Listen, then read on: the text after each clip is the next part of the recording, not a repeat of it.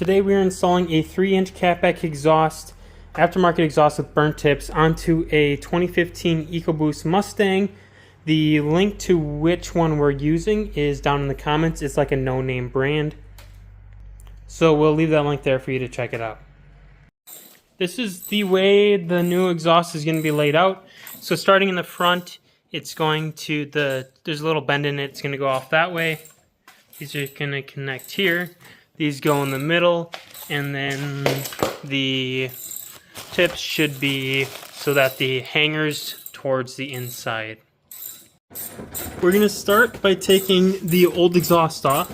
So right here, this is going to be able to loosen up, allowing you to then basically remove the rest of the exhaust from here, this mid pipe, to all the way back to the mufflers.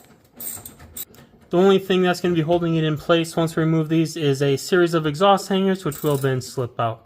So we're going to start by trying to take off these incredibly rusted nuts. Further back, there's some bolts holding up some hangers. We're just going to pop these bolts out. This is the last one here. And then that way we don't have to fight with the actual hanger itself. The hangers then, you kind of just pop them up, and then they pop out of that out there. Here's both those taken out then.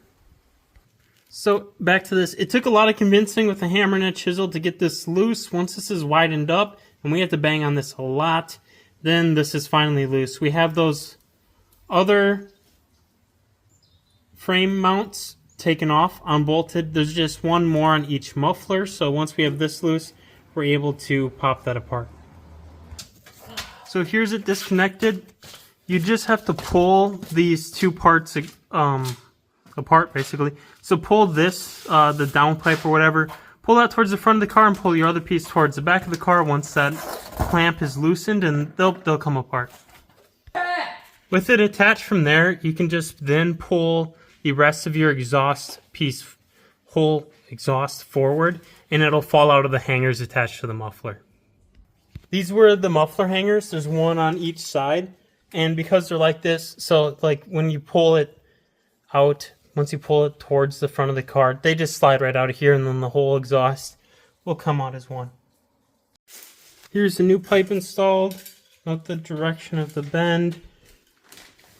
So it should go higher and then drop down a little lower. You are going to reuse the same clamp you did before, regardless of how rusty it is. So we're going to put one of our hangers back in, and then here's the next pipe that goes on. So we're going to slide it, kind of line it up there, and then it's going to match up with this. So here's this clamp on there. This is put back in. Now, without knowing exactly how far this should be pushed down, I assume it's all the way, but we're going to grab the next piece and attach that, and just make sure that pushing this in all the way is going to make the right length to make us to the actual back of the car. So we just tacked on the rest of the pieces so we could wiggle at each of these attachment points to make sure we got the right length we wanted.